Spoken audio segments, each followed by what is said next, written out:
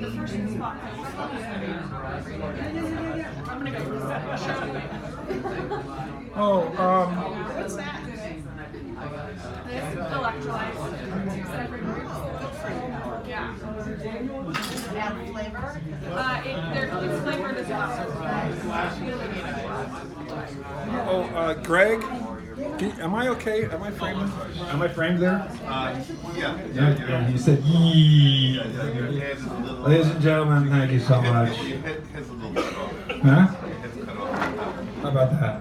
Oh, that's better. But That's that's better. not very comfortable. It's not very comfortable, but can I have my glasses, please? Because thank you. I don't know where.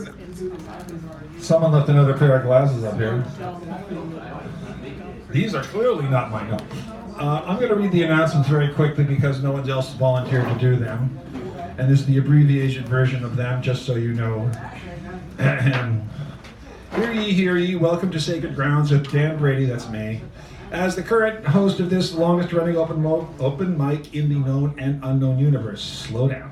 Serving up good food and fine poetry since 1972, because I was here in 74 or something like that. Right here there's a triangular stage, which is no longer here, thank God, because people fell off that thing all the time. It wasn't my fault though. Anyway, poetry of all kinds is welcome here, but we do ask you to respect the mic, and that means keeping conversations to a whisper. Putting your phones, if you're having these phone things like this, not these kinds, but any kinds of phones, you put them on mute, vibrate if you want to have a special moment. And please do not distract the speakers, or pass in front of them, or pass actually. Keep to the time limit, which is usually 5 minutes, but that can change because we really have two shows, the 7-ish and the 8:40-ish, or 8:30-ish, depending. So I ask for generosity by going short on your time. It helps us to get everyone in on the mic, and that's a long-standing tradition here. We hope to do that all the time. Sometimes it gets dicey. If you want to be in the loop, we have an opt-in email list, Facebook page, and we stream live, thanks to Mr. Natural, who brought this in and set it up and has trained me how to go, I can fix that, rather than, oh my God! Anyway, remember the ongoing theme, never doubt that a small group of committed citizens can change the world. Indeed, it's the only thing that ever has. Margaret Mead, think about that. And the evening's theme is, hold on a second. Where did I put that? Oh, it's over there. Huh? Cutthroat. Cutthroat? Cutthroat. Cutthroat. I will. Oh, it is cutthroat. Sorry, the theme this evening is cutthroat. Sorry about that. If my brain were engaged, they wouldn't have to worry about it. Let's see what else we got here.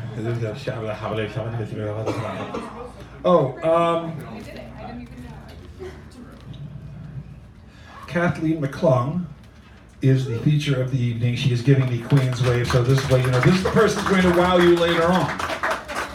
Don't be frightened. She says she's only going to read the best, which actually can be, you got to be soft with these. Start soft and then just pile them. All right, and the keynote will be Mr. Britt Peter. He'll be coming up here in just a moment. The last word, the person who starts and ends the second show, will be the Sanderell, or Mr. Sanderell, or the Cursive Writer, or Richard, as he may be called. And our mini feature is Vincent. Vincent C. Where is he? Right here. Ah, there he is, right there. Thank you. Give him a wave, because I didn't see your hand there like that. Vincent, thank you. And last thing is, be advised that although we're recording, if an audience member wishes to do so, please ask permission. We will assume you have done so. Now that's about the size of it for these things. Oh, there are door prizes. These aren't mine. These are yours. Are those yours? Now it all comes clear to me now. That's why I couldn't see so well. All right, so the door prizes, we got a lot of them here. Indian Country by Peter Mathiasen, recommended very highly. Huh? Matthew. Matheson. Peter Matheson. Matheson, thank you. All right. And House of Broken Angels by Luis Alberto Aria. And that's it. Now this actually I've read several times to kids in various schools, so it's a great Algonquin legend. It's a beautiful story. It's great for kids. And if you know people here, they'll know this, and you'll know this, and you'll know them if you know them, and they'll know you. The anthology of people who are here, have been here, will be here. Thank you. And this is a couple of publications about well, this is Native peoples, so a lot of good mention there. Poetry, of course, and if you're interested in writing, well, here is your little pen. That's not mine. Anyway, then we have Pablo Rosales recorded. Some of the stuff is really pretty cool. He does some Beatle tunes in there. Then this is Karen Melander Magoon, Lily, a musical. And then Sound Savers. I don't know. Someone just gave me this. I don't know who they are or anything like that. It's old songs. Huh? It's old songs, old rock songs. Old songs. Okay, I'm going to put these over here for a second. And then if those don't float your boat, as we like to make a note, you can decide to be the last word next week or co-pilot like Antoinette is this evening. Choose the theme or prompts. Who chose Cutthroat? David. I got to put David. I got to give David credit for that. Cutthroat. Yeah, Cutthroat. And then the mini feature, which is an 8-minute stint in the second half in the keynote, which you will see in a few moments as Mr. Britt Peter comes forward to present in orderly and good fashion the poem which shall open the evening like the proverbial can of worms till they be spread before us in electric frenzy. Now, give him a round of applause. This is Britt Peter, our keynote of the evening. Got a couple of things from Walt Whitman. I'll make sure you're on there. Oh, wait a minute. The plug came unplugged. Der Plug machen in der Wand machen haben wir. No, it's over there. There you go. Wait for. Let me hear the blue light. Oh yeah, we're good. All right, thank you very much for that. Sorry. Got a couple of things from Walt Whitman. One line from the first series of stanzas. Nature without check with original energy.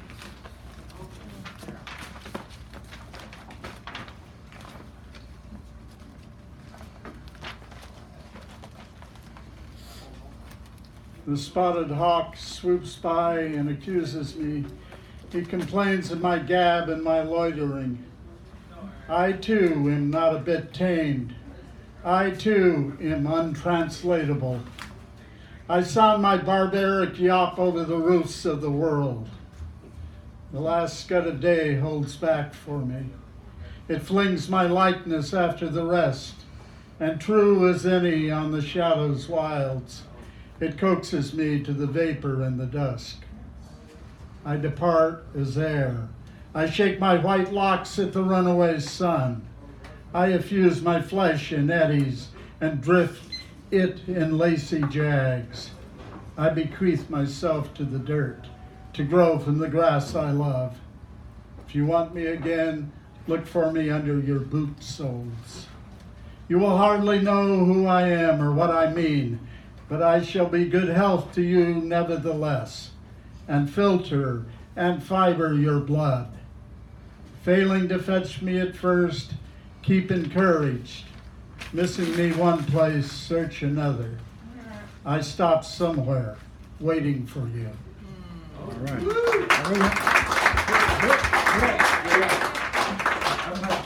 So I just gave him the attribution sheet, so when someone reads something by someone that's not themselves, then I ask that they at least tell me the name of the poem and the poet. Otherwise, my default is Charge of the Light Brigade by Charles Whitcomb Riley, sorry. And no one picked number one. No one picked number one? Number one. All right, so Heather? Yeah. Oh! This is a special event this evening, ladies and gentlemen. Give Heather, this is her first time here. Come on out!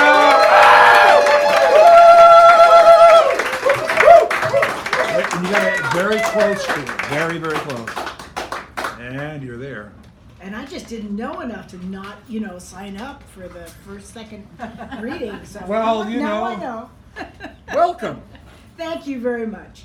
I'm trying to figure out. I'm not sure I can come up with something on the spur of the moment that does cockroach, or was it cutthroat? But I'll see what I can do. But it's just if you can and want to, you Okay, can. got it. It's an advisement only. So my name is Heather Saunders Estes, and I have a new book Woo-hoo! that just came out 2 weeks ago. So there you go. And I'm going to read from it, and I have some cards and, you know, some books in case anyone wants to buy them. So Yeah, here's she'll one. have them available at the break, so you the have the break. break, boom, boom, big, never mind. Stop. So this one reminded me a little bit of a couple lines in Whitman, so we'll go for that. It's called Sacrifice. Headlamp leads me down steep cliffs of garden stairs where the freshest fog-grown kale awaits my knife.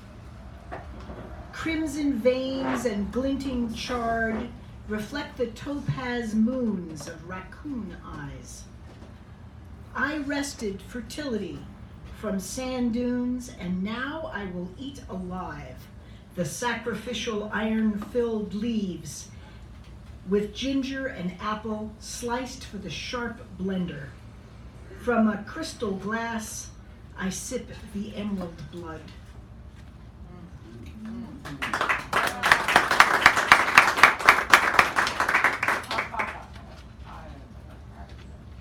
It's sort of in that same vein. Pardon me. Sing along, Messiah.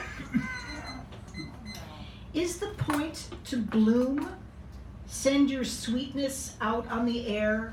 Open your petals. Call to the bees. Lean toward the sun, balancing on your tiptoes. Duet with the rain.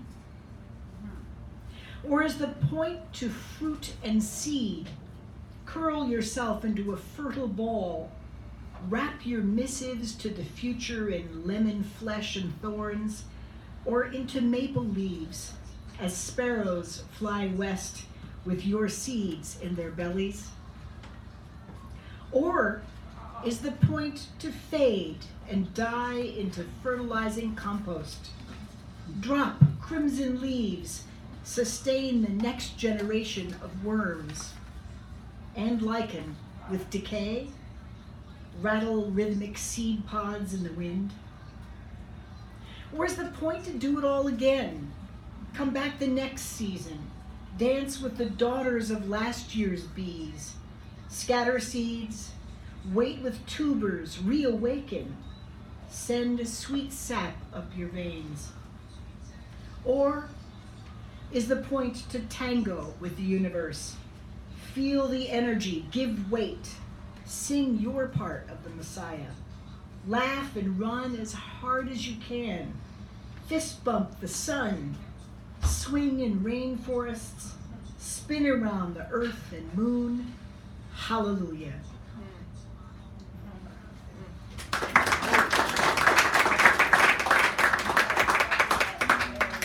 And a little one and I'm done. So we took a trip to Alaska, and this made me think of this. On the way to Resurrection Bay, wrap myself in silky smooth, sandy brown gray of afternoon mudflats. Wisps of clouds on steep slopes, my hair. Aging skin done in mountain greens. Feet sunk deep in fjords. Light mist falling from Sitka spruce tips. My tears. Thank you.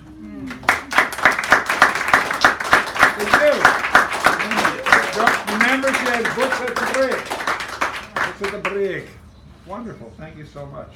And welcome. Thank you. Because we didn't say that before. So what I'm going to read now is what I'm going to read at this point in time are the next 5 individuals that they know, that I know, they know, that I know, they know, they know, I know, they know, I know. You know. I know. So next we have, let me just read this. Next we have Owen Dunkel, then Eileen Malone, Britt Peter, Stephen, Edward, and Tommy Evakolomeka, as I like to say. So Owen, would you kindly come up here, please? And then Eileen, you're after, then Britt, then Stephen, and Edward, and Tommy, and Alistair Crowley, and the All Night Images. Oh, let me erase that out. Just get really close like you usually do. Thank you. I'll usually my chapbook Tight Sung Outcry. Rock's Awakening. Little men out to sea, fishing invisible, their tongues at quiet, pacing the determined hours upon the quiet soft sand, the obsequious waves still lonely to heaven. Milieu, passion, and terrace. Salt on the dew of the woods of manna, manna, manna. Cry windward, the sperm's rock soil of the endeavor, selfhood, survival of the fittest lying quietly on the sand. Kelp barks bar no more their abalone fervor to please the rich pasies and posies of Tight Sung Outcry.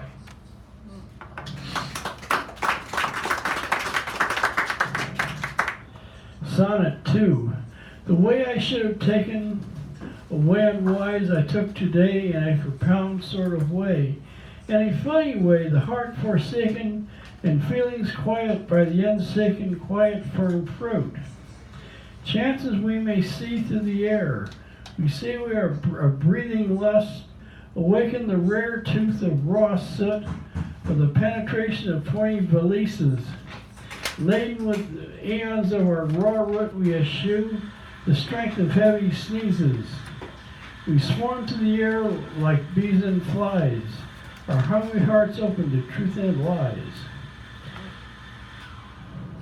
Owl Slap.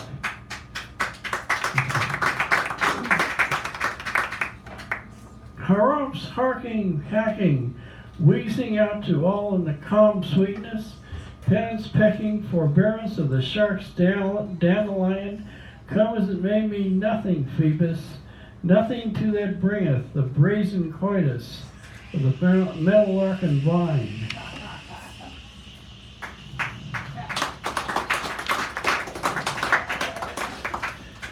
Rhapsody. Talking on a hot windy night, the calm sun starts to cry. The windy fears we all stroll by, the leaves take to the air affright. The air is a sudden sadness. My herds become men beats funny sigh. The cloak of evening I well ask why does the afternoon pass the night? We are the children of the good. The leaves see us fit though are unchanging. They're but in one mood. We can say we are too static as cosmic eternal sunshine. Some things we say tonight are thine.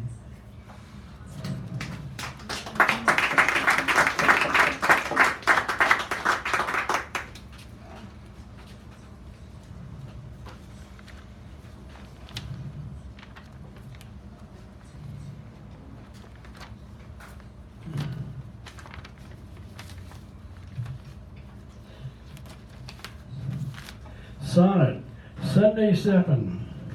I was in and out of our time, I jumped from the train. Another Sunday, rain made my eyes blur. Speak of mine in the sun-filled chimes, an hour or so to gain, of drinking again in Spain. Climbing up gargoyles and sublime excesses of the cap and bells. Gaudiamus igitur, all sing to the sea. We wait for ants to care for their spells, here and there. Leaves of green pea stare upward with eyes of stars, as half-mad tenants pour from bars.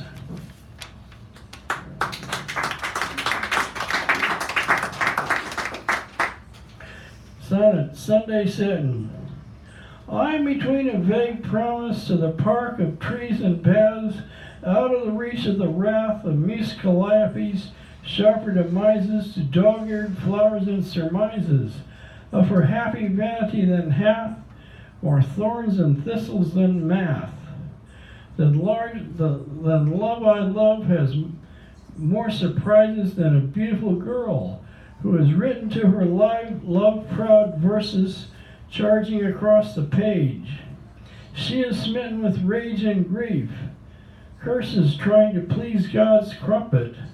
Fair princess, fair maiden, thou strumpet. Thank you, Mr. Owen. Thank you very much.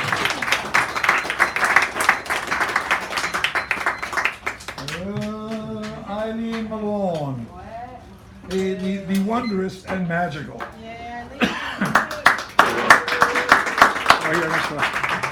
I don't know, that's it. You got to get really close, as you well, you know.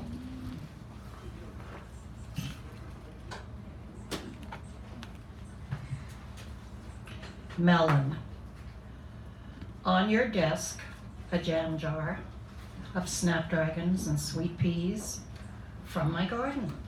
My attempt at an apology. So far, we've gone deep enough into my melon disorder, borrowed nothing from anywhere else. I've already told you how it started. When I was 12 and fat and saw a picture of a model eating a cantaloupe, a goddess slicing into a green globe twined with beige rope, feeding herself a sliver of gold from a scraped, scarred, old burlap ball. And I decided to eat only melon for lunch and breakfast and dinner. Now, I tell you how I chop the honeydew into chunks, add 1/4 of a cup of lime juice, very little sugar, some mint leaves, a blender, pour over ice, serve myself, weigh myself, then retch it all up.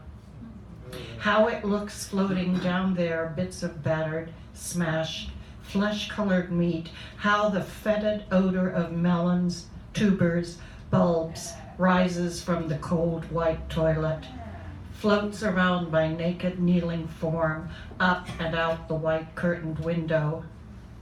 Next time, if there is to be a next time, I will tell you how someone might have done an awful thing to me when I was 12, but I can't tell you what, won't even whisper those fat and dirty words. If you promise to do nothing during the whole of our hour, but bring yourself back, if each time you find yourself drifting away, you bring yourself back, if you stay with me and my secret that can only be detected in the vomit, I will bring you more flowers.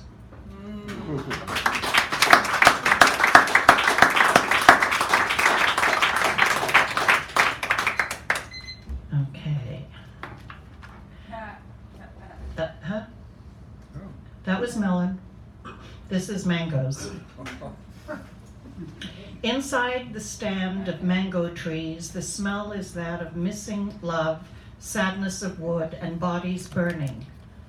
Constructed from copper-colored stone, home to spiders, rot, and dust of shade, a hidden terrace of a crematorium releases its aromatic smoke.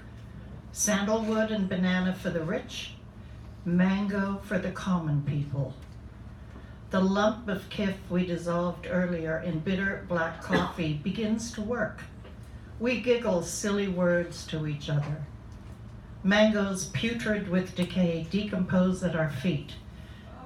We can live here painlessly without fear of either of us dying, because we die, benumbed, in advance. The monkeys riot in the temple ruins like a busload of school children on a field trip, gorging themselves on the yeasty fruit. We exhale a kiss into each other. A breath in spiritus become the action of the odor of things that make life with each other livable. Here, eat this fermented flesh. Stop worrying about losing who you love. Stop desiring what you already have, knowing loss is possible, pain inevitable. Better to seek out new lovers, stitch desire with the temporary before it's too late. Soon all creatures will be drugged, knowing it is impossible to hold what we love most. We will drowse together in the juicy belly of feathered and winged hallucinations. On the spreading top branches of the treetops, our responsibilities will straddle the thick, rank, and open-beaked air. Rise up, make a break for it in the moon-hung orchards of sleep. The leaves will let them go, and drunken monkeys at our feet we will all sleep once again in the chaste and primal garden. Wow. Thank you. And this is going to be a door prize. Just so you know. All right, and that brings us to Britt Peter, who was the keynote, but he comes back for the open so that he can read his own material. Thank you very much, Britt. Let me just do things up here a little bit here. All right. Okay, this refers back to a great performance heard here last week. Elk fake. This poet is no elk. Duty-mon taught me that. The bull elk's bugle heard for miles. The cow shivers. Couldn't we call her a doe? And the old man in a cabin high in the mountains hears the call, laughs a little, remembering his own lusty youth, content with his hidden shelter, candlelight and quill pen.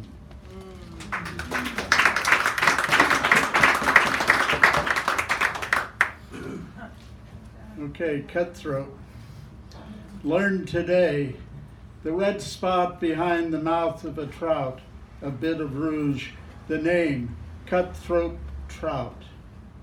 Cutthroat, just a government job kicking over water bottles on trails near the border, these cutthroat bastards. Some ball players are called cutthroats. Roger Craig had a fastball directed toward the batter's armpit. Ty Cobb came into second with his spikes up. Ted Williams just looked at the pitcher before pounding one out. Spent the last days of his life assembling flies for advanced fishermen. It's in the eyes, it's in the eyes, baseball and designing flies. Bridge, cutthroat bridge. A game played with matches, a bridge never crossed, a refined, a defined taste, and I've never worn a monocle either. Okay, one last one. The noise of a creek. In this dry paved overland, in this dry paved over, that doesn't work. We forget the streams that run down off our soft hillsides, streams that contain trout, steelhead, cutthroat, rainbow, not always to be snared, but listen to running water over clean stone, to listen to the gardener who hears bird song as he clears a patch of weeds, the brown earth return. And listen to the morning hiker who hears the noise of a creek as he climbs a hill. Listen most of all to the Ohlone, the elders will tell you what to save. And let the Tao of attention, of non-industrious exercise, of the practice of stillness, not meditation, provide a view to morning light. Nicely done. Good, Peter. All right. Edward McHugh is the next honored guest. Then we have Tommy Richard, the Free Radical, Buford Bunton, Alistair McLeod, Lawrence Filinghetti, and Jeanette McDonald. I said they'd be here. Yes. It's like a gun. The state controls us through how we make love, through when we make love, and why we make love. With how many, of, to whom, when. It's like a gun.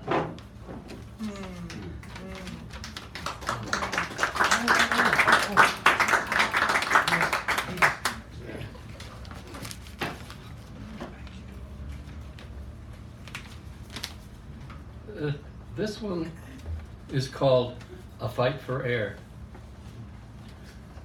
And it's in, I think, about 5 parts. But they're big print. So I can see. Towels soak in the sink, roots crack, splinter. Each sound, a stone screaming, successive millions of mute islands, a secret care I keep folded under my fingernail, dawn after dawn. The thrill is uneven, The saliva curdles. Sunset climbs closely to the fight for air. Now the buried world. The great river, plains, desert, red rock, red river, Gulf of Mexico, deltas, bayous, hill country, conscribe an end and a beginning, leading back these years, this journey back to 1961, to Dallas, blotch, concrete spread out on the plain. We'd come to Texas 13 years before in a slope-back 40s Ford. I was 11 then. We passed through Erie, Kentucky, Delta states, to arid, fissured land and bottomland and floods, to dying apple trees. Then summer times and other times. Dad took us with him one by one to get to know us on his travels through his Southwest territory, him talking brake linings for a Firestone subsidiary company that let him go not long before he died in a chaos of fear and pain he said was not like pain, but was pulling him apart. Now Father speaks. We brought our children from New York to take a better job.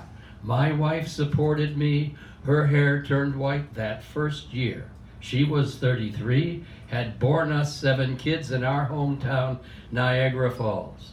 We fought and stayed together, pounding with our love. I was 36 that year, 1948. Our eldest son was 12. The baby was a year. Now rain, rain, starting, caution, stop, signal, passing, being passed. My father seems beautiful. His geographical eyes a cage of ocean dreams who'll never dream again. So stubborn, gentle, singing anytime some snatch of song he'll never sing again. Nostrils flaring, lungs honking at the end. He couldn't hold his teeth, only wanted air. Air! His food came back. I hear him say, no, no, not pain, I'm falling, falling. No steel, green painted, rented tank of oxygen could help, since death will come when cancer eats the brain.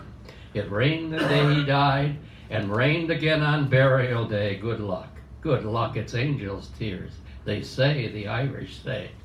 The dog killed, cat run off, morphine soaking in the sand, gigantic stones, snakes, apple trees, his eyes. And now comes the grave song. End of night melted through my heart in the fire. Oh, my mama, place in the white. It was too big for me. I wanted out, I got out. Go downstairs. Say, off with the light, up with the fire, up with the fire. Say up with the fire. Not a whiz. I am afraid of the door, rats on the stairs, miles to the light, and I can't say it, and there's only me and everybody, and there is nobody but something behind. Lock it. Go downstairs. Go, run out. They are moving. Dark is light. Things in the air. Ta-ta. People gone. Cows moo in the fields and are gone. It does not hold. Hums. Hummingbird in bottles. Eggs writhing like worms in the fire. The fire burns. And little lifetimes now. Children crush crackers between stones, celebrating luck and joy, seeing with ears, breathing music from trees, flowering in pure deliciousness, awakening graves, unarmed against the rain. In time, silence, stoning sterile trees, praying the dead will sleep between the swollen roots. The wind rushes in, saying, hold my ground, carve your own road, the design that develops. Now a face begins to emerge, seeking air, examining death to discover patterns in the movements of little lifetimes. A fight for air. Thank you. Thank you. All right, now I'm going to redress an error that was pointed out to me. Stephen Hendricks was supposed to be the next person, but I made a mistake. Give him a round of applause for Stephen Hendricks. I apologize for that, and thank you for pointing it out to me. I probably Sorry wouldn't for have coming that up. I should wait till you were done reading. That's all right. I'm just fabricating. I get really close to the mic because otherwise it doesn't carry as much So as you I might also have a new book that just came out this month. Leave with More Than You Came With, available at San Francisco, and hopefully starting tomorrow at Green Apple Books. Could you tell the name of it again? Oh yeah, the name of the book. Leave with More Than You Came With. And how many millions of people see this? 75 million as of a minute ago. Alone Mostly in Oceania, in Australia, but Alone with the words. I sit at the small table, trying to understand what has driven me here, trying to figure out how to put it into words, and wondering why it even feels necessary to do so. A feeling of emptiness, tyranny of all forms, an unflagging culture industry, and the overwhelming age of apathy have left me impotent, unable to take direct action, as I would imagine myself doing in another time, in another place. So I hide away, take a seat at the small table, call it cowardice. Just me and the keyboard and the words, and I start to pound them out, sifting through the runes of personal history, shaping and unshaping and reshaping identity, peering into the abyss of madness, gazing at the void of hunger and poverty, staring down racism and appropriation, hanging on to the absurd hope that if I close my eyes and pound the keys hard enough, the words just might reach you.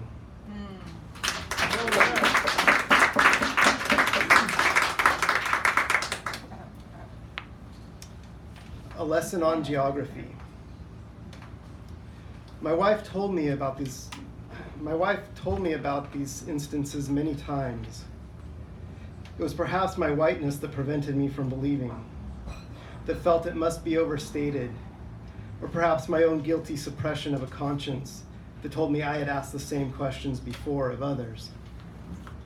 Then I witnessed it myself, could no longer deny. "Where are you from?" he asked her.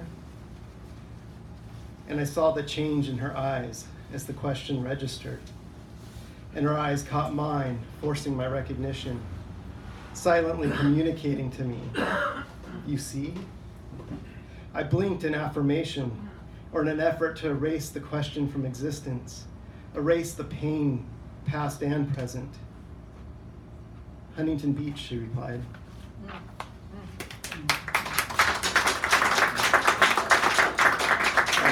This last one's called "Take What You Can Carry." Starts with an epitaph.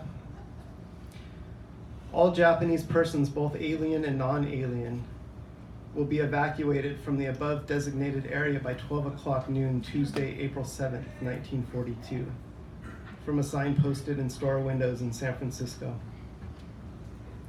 There was a storm that night. Or maybe the storm had already passed. Or maybe the storm was those days you were talking about. The clouds gathered in your chest the moment I asked about your parents' garage. Everything piled in mounds with almost nowhere to step, like a cataclysm had happened. And lightning shot from your eyes when you told me one had happened. One had happened more than once, a cataclysm, since this world began. This world that began on Angel Island 3 and 4 generations ago. One happened the moment the ships docked, and it lasted for months in some cases. And one happened again the day they bombed Pearl Harbor, and Executive Order 9066 was issued, and signs went up in the store windows, and the terminal islands were emptied out, and the Tanforans and the Santa Anitas were filled up, and people slept in stables where the horses used to shit. And one happened again, the day the trains pulled into Minidoka and Hart Mountain and Tule Lake, and the men checked no, and then checked no again because they refused to fight for a country who wouldn't fight for them. People experience one every day, you said. The thunder burst in my ears. You try being told you can take only what you can carry, you said. See how it feels to decide what to hold on to, what to let go of, and then see if you can make that decision again. You looked at me as though I was a sign in a window, as though the evacuation notice were written on my face. Thank you. Thank you. Stephen Hendricks. He has a book. See you next week.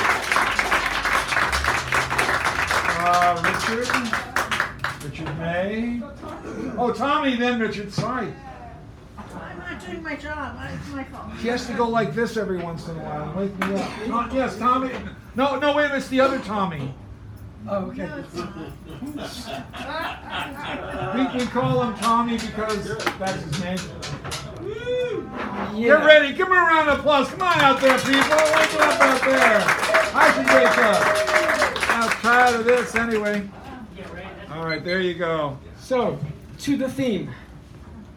Trophy hunter proudly posing in front of a 4,000-pound giraffe she brought down with a high-powered rifle. The animal's meat, she says, is delicious. She makes decorative pillows and a rifle case from his spotted hide. People love them, she insists. The nearly extinct gentle giant who munched leaves, fruit, and flowers on graceful trees, his long, thick, well-sculpted neck easily reaching the highest branches.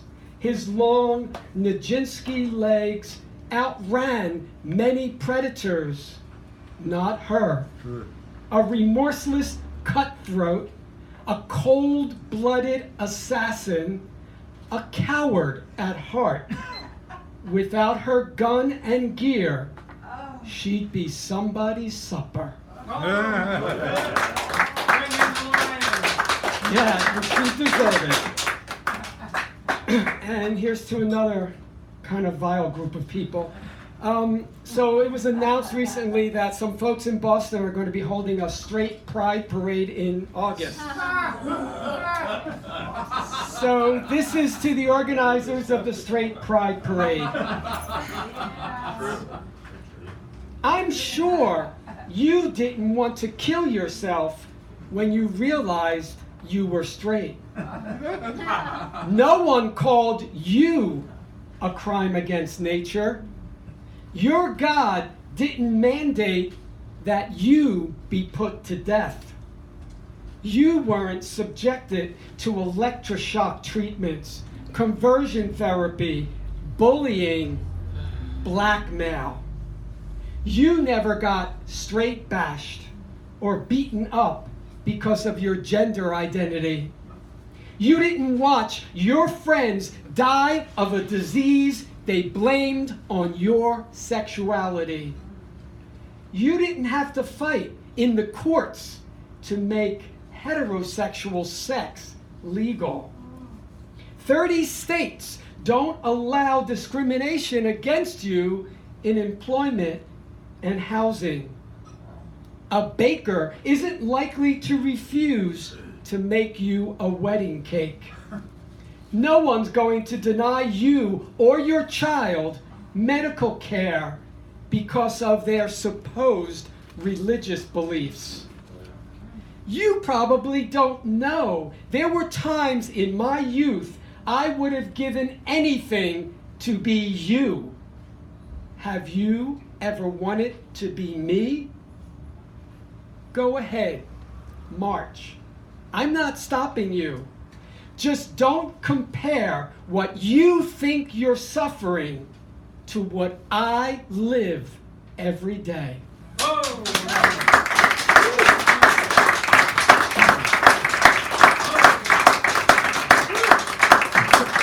I hope that's telling them. That's telling. And I'm going to end with something funny. Probably need a little humor, right? A little humor, yes. Okay. Do-do-do-do. Do-do-do-do. Do-do-do-do. Do-do-do-do. Do-do-do-do. They're creepy and they're dumb ass and altogether so crass. They only like the rich class, the Donald Trump family. They got some shady dealings. They lack all human feelings. They know so much of stealing. The Donald Trump family. Do-do-do-do. Collusion. Do-do-do-do. Obstruction. Do-do-do-do. Do-do-do-do. Do-do-do-do. Collusion. So put a nice white hood on, a MAGA cap you throw on. You're gonna make a call on the Donald Trump family. Do-do-do-do. Thank you. Well, you know, I love that song. And now we have Richard May coming up here. Then myself, then Buford, then our intelligent and wondrous, near galactically magical feature of the evening. Just, you know, I do go on, and I apologize. So, thank you. I have 3 short pieces. The first 2 are from Tom Stopper's play, Rosencrantz and Guildenstern Are Dead. Yeah. And last one is from somebody named Ron Fitzgerald, and the play is called Cyclone. Speak up a bit. Yeah, I know. There we were, demented children, mincing about in clothes that no one ever wore, speaking as no man ever spoke, swearing love in wigs and rhyme couplets, killing each other with wooden swords, hollow protestations of faith, hurled after empty promises of vengeance, and every gesture, every pose, vanishing into the thin, unpopulated air. We ransomed our dignity to the clouds, and the uncomprehending birds listened. Don't you see? We're the opposite of people. We're actors. Think in your head now. Think of the most private, secret, intimate thing you have ever done, secure in the knowledge of its privacy. Are you thinking of it? Well, I saw you do it. Yeah. It's what actors do best. They have to exploit whatever talent is given to them. And their talent is dying. They can die heroically, comically, suddenly, slowly, disgustingly, charmingly, or from a great height. My own talent is more general. I extract significance from melodrama, a significance which it does not, in fact, contain. But occasionally, from out of this matter, there escapes a thin beam of light that, seen at the right angle, can crack the shell of mortality.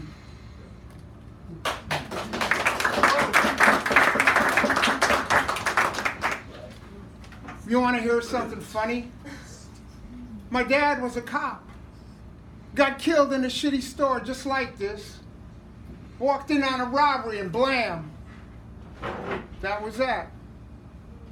You go in for a pack of cigarettes and you get smoked. That's kind of funny, don't you think? And now, here we are. I mean, if I was robbing this place right now, someone's dad could walk through that door and I could just shoot him. That's kind of funny too. The best is this place, this shitty place with the gasoline and the cigarettes and my dad. This is perfect.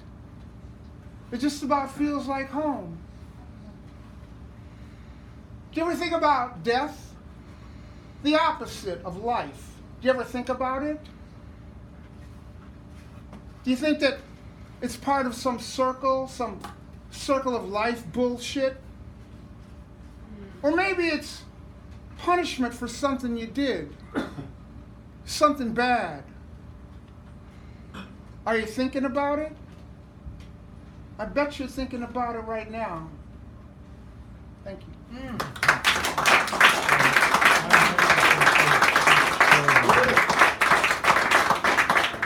I'm Richard May. Oh, yeah. John Brady's up next. What?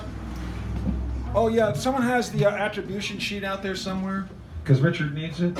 I don't know where the heck it is. Gott sei Dank. Ich habe keine Krankmasse. Well, oh, here it is. Okay, that's mistake number 7. All right, so thank you, Richard, for that, and thank you for the poets who have been up here, because without you, there'd be no one here. I'd be doing this and just speaking to the walls. That'd be terrible. So these are 2 new pieces. They're related. When I read them, after I finish reading them, we go, so your brain is always like that? Anyway, so the shorter one first. School days, spelled D-A-Z-E. You know what I mean. School days. How do you tell 7-year-olds what to do with the world they can see as clearly as you can? Do you tell them to do whatever they can, wherever they can, whenever they can? Do you tell them how to survive searing heart pain, advise how one is always making choices, always deciding every day how to die, how to live? How to go on loving and giving, caring about something so much that nothing else matters? Do you tell them what to do if someone they know, a friend, is troubled in dire circumstance, living with horror, abused, lost in their own prison of fear, dread, shame, in need of rescue? Do you tell them they could become the superhero who comes bursting in with help just when time is very, very short? The answer is yes. And now this one, news stories just stuff. Never mind, here we go.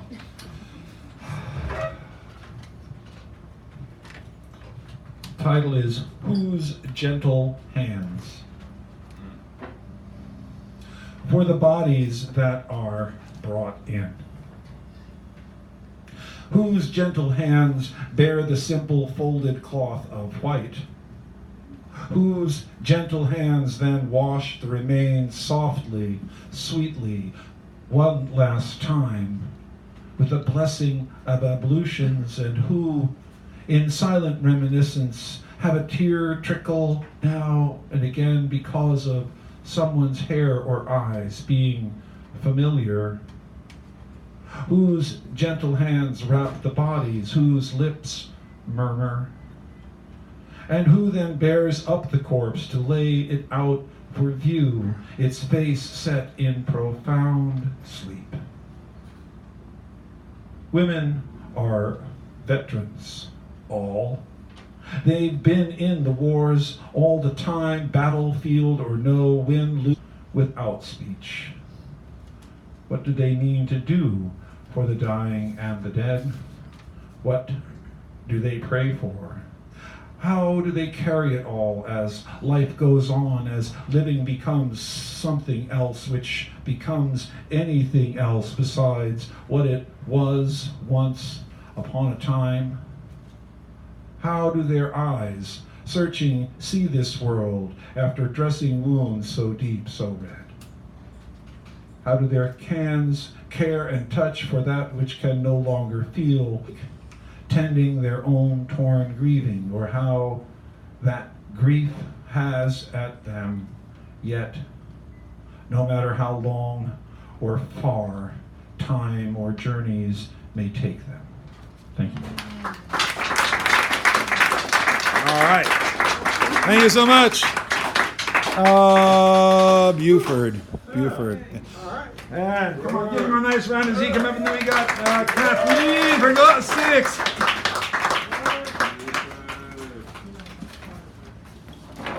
And Sean O'Reilly is not here. Sean, is Sean here? No, sorry, not here. there is no Sean in this. Okay, so I'm just going to put this like this. Is this good? Is that? Yeah, that's about right. There we go. How about that tall? Oh. This stuff will go up. There we go. Oh. Oh. I have to change it around a little bit. All right, Buford, give him a round as he comes up here. I mean, he's already up. Give him a round to get started. Sorry. All right. Well, we'll start with the good stuff. Yeah. Work our way down. This is called healthy. I'm healthy. Blood pressure low. Haven't ever smoked. Drank a bit, but not in 35 years. People like me. Some of them anyway. Life's as good as it's been in years. I lay me down to sleep, happy, or at least for now and maybe for quite a few years more, if not forever. Excuse my optimism.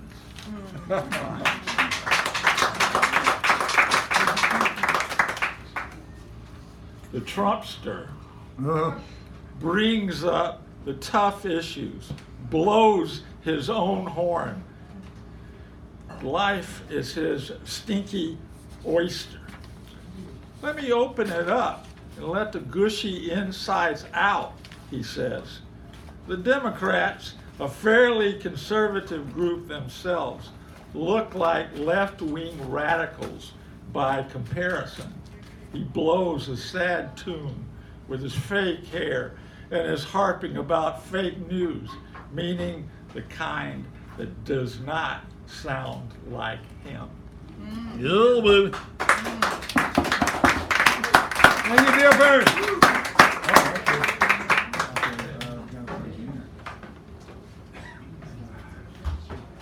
Okay, so we have to make sure that. All right. Oh, and I got to do the meeting. Doing the yeoman's work here. Yeoman. You know what is a yeoman anyway? Okay, does anybody know what a yeoman is? Hal Robbins, where did he go? What is a yeoman? A yeoman is one not of the noble class, but able to fight in the war and carry a sword. Oh, okay. There we go. And that's the original version. Yes. Yeah. Okay, thank you. All right, yeoman. Well, well, well. A very good time had by all so far, except for when I was reading. I didn't enjoy that. Memories, you know. But we're about to transcend and go to another level. Thing about a feature is they get a chance to say they have a chunk of time, they plan it, they know what they want to do, and they go in depth. The person that's about to read for you has been reading poetry for like years and years and years. Years and years and years.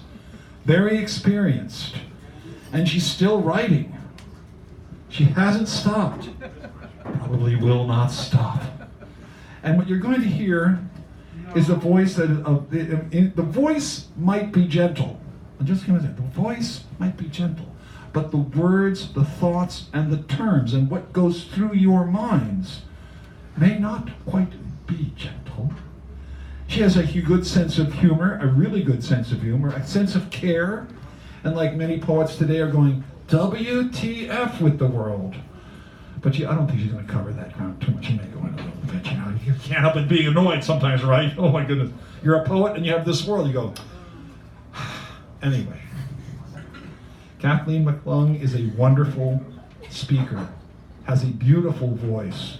Her soul will sing before your very eyes. And we will be aware of everything she says. She's on the record tonight. Give her a beautiful round of applause. I want to make sure I have this set perfectly. Just got to get kind of almost like really close. Yeah. Is that good? That's good.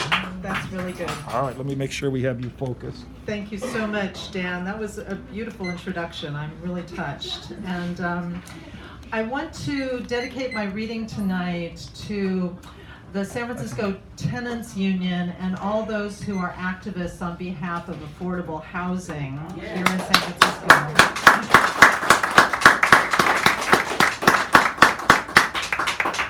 I've lived in San Francisco in the same apartment for almost 30 years, and it's due to people like the Tenants Union and activists. So thank you for all you do. I'm going to start tonight with a sequence of sonnets called Renter Sonnet, and these grow out of my experience living in the same apartment for 30 years. She hangs her yoga pants petite across our shared back porch, one clip for every sock and bra and thong. So when time comes to toss foul compost down the chute, I hunch and walk like Quasimodo through this laundered maze. It's vexing, dodging Calvin Klein prayer flags.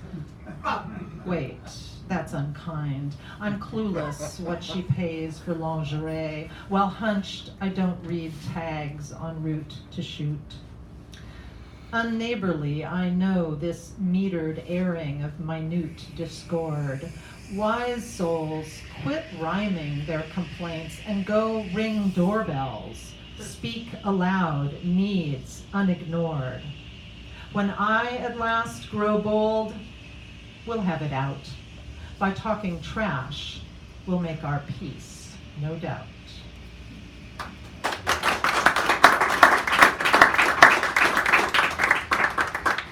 She's making peace, no doubt, between the kids by yelling from the kitchen their first names. I hear her weariness and clanging lids and music, not my taste, but no one blames her for this whirl of sounds. I only wish for thicker walls, for space between, a yard of elms. But no, we are conjoined, twin-ish. We rent identical units. What's hard, 4 people live in hers, and 2 are young, with baby teeth and pup tent beds. The man, 19, supremely new, invents egg song they won't forget, then leaves, revs his sedan, honks a farewell.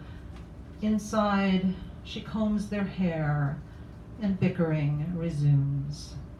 I say a prayer.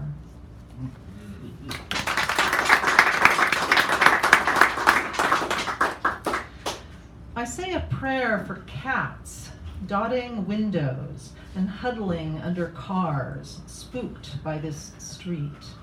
The plump who snooze serene in rooms, and those whose faces, sizes, names, quirks, and complete health charts cram flyers tacked to poles.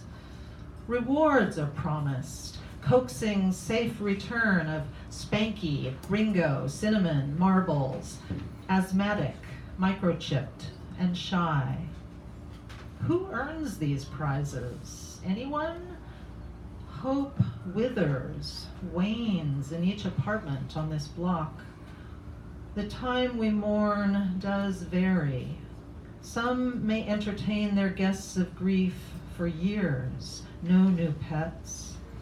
I'm inclined to wait, gaze through this glass, revere the wordless, wild or tame, missing or here.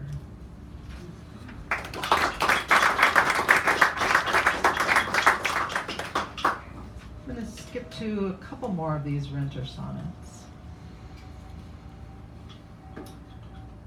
A face, a shirt, a glowing cigarette. Alberto, single dad, each night curbside. He paces, pensive, grim. He may have debt or trouble with his ex. He doesn't hide his woes. He sprinkles clues like ashes, small, combustible. He greets neighbors by rote. Another day in paradise is all he says. His irony a dark thick coat, no hood or sleeves or warmth. Does it protect the man? It may, for now. He pulls it tight and squashes butts beneath his shoe, collects them, banishing to compost bin. Polite. We share a roof, faucets that drip, and brief salutes at 10 p.m. I smell his grief.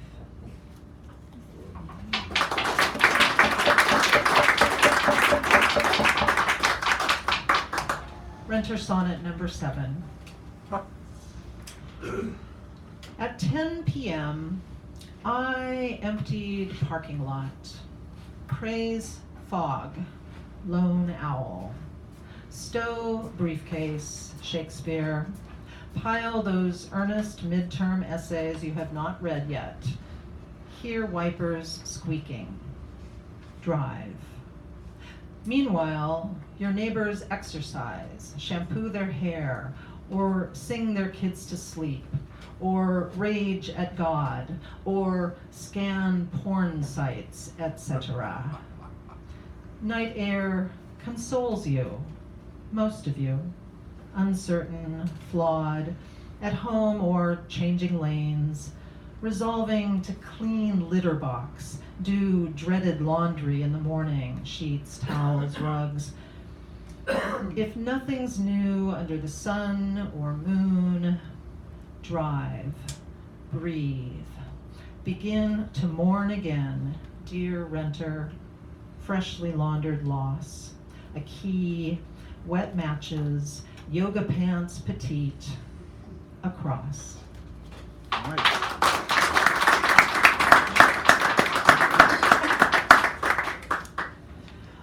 I grew up in Sacramento, and this recent heat wave we've had, which thankfully seems to be ending, reminded me of those summers in Sacramento when it was incredibly hot, over 100 often. And it reminded me of probably my earliest memory was running through sprinklers when I was about 2 or 3 years old. So I'm going to read next a sestina about growing up in Sacramento. It's called Golden State. Before I learned to walk, my father started his first state job. Decent money, elevator, pension plan, an hour for lunch. He slicked his hair, shined his shoes, knotted 4 skinny ties, a saucer of cufflinks. The men in his building, a blur of navy blue in 1961. They would have to wait a decade till they could let it all hang out, smoke grass, sport a ponytail, a goatee. I crawled in spring grass my father mowed on Sundays, shirtless, as if to state, I'm free, untethered. Once sure-footed, I couldn't wait to run, to see and grab it all, hurtle through space, hour after hour, through unlatched gates, doors propped ajar in buildings. My mother bought a harness, pink, a sort of leash, $4 at Woolworth's. Worth every cent, she said, for peace of mind. Hers, not mine. She let me loose in parks, on grass, beneath oak branches, where she could watch me building speed, scatter disgruntled geese, exult in sprinkler mist. A state of grace, of bliss, are they the same? I do know those hot hours pulsed with something, marking me like new sunburn.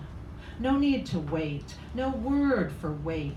Heat, shade, running, mine, enough. We wait for so much, don't we? Liberation, ecstasy.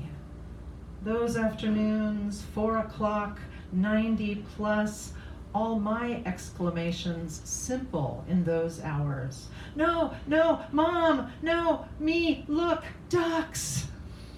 But I had cool grass beneath my feet, and cloudless sky, and arms to flap, to state my kinship with those skittish birds. What were we building by that pond? Girl, off leash, and urban geese? And in his building, AC full blast, was he engrossed, absorbed, or did my father wait for 5 p.m. for happy hour peanuts at Frank Fat's? His state of mind, I only guess at now. He's gone. Ashes. I like to think at 4:15 he capped a ballpoint, closed his eyes, saw fresh mown grass delighting his unbridled daughter, cradling her fall. Our ecstasies do end. We fly with outstretched arms for half an hour, then tumble, skin a knee, release a whimper, then a wail, building in intensity. And if we're lucky, someone runs across the grass, a mother or a friend, and dabs at wounds with tissues, waits for wailing to die down. But others falling may snap spines, wail forever, lifetimes, only muffled, bottled, needled, altered states. The little hand is close to 5.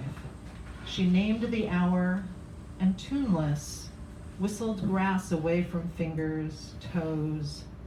She harnessed, promised me.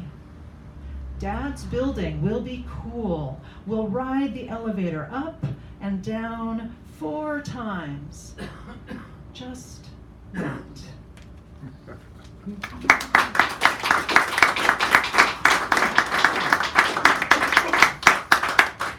And I'm going to end with one more poem. I drove from San Francisco to Sacramento probably 2,000 times in my life to visit my father before he died. And so this poem is titled Pilgrims on I-80.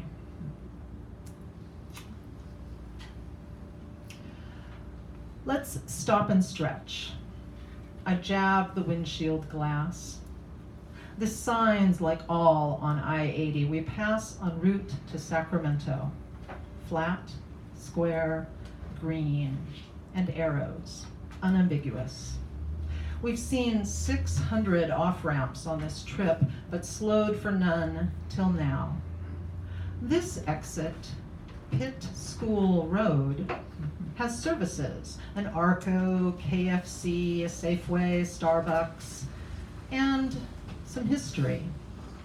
I picture boys in knickers, girls in braids, their satchels, primers, report cards with grades Miss Henley lettered carefully, blue ink for every A and every F.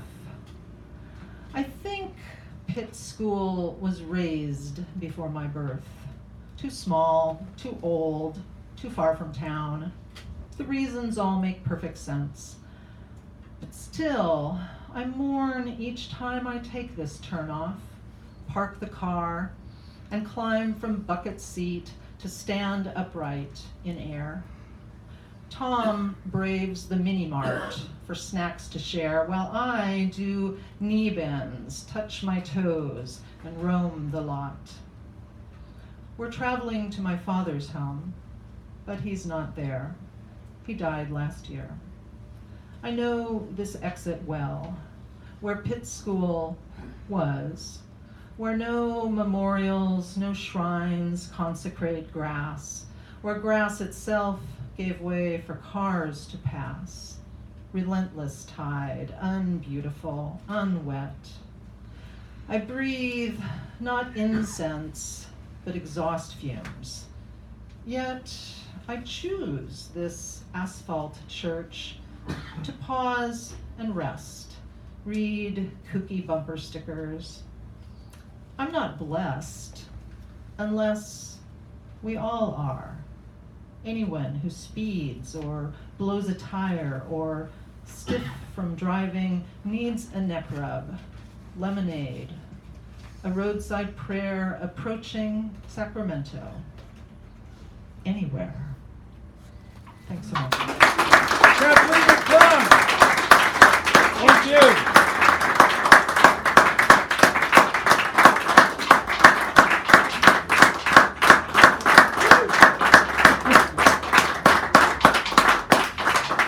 Well, you will recall that she has books to offer, as do others, so we're going to take a brief break between now and the second show. Mr. Sandro will be kicking that off. 5 or 7 minutes-ish, I'm telling you, then we'll be back here. You'll hear me start blabbercating, and although you can ignore me, you can't ignore time, as my mom used to say. She used to say other things too, but I'm not going to go there. Well, you know, that's the way she... And on the mom channel. On the mom channel. There should be one of those. Keep going backwards.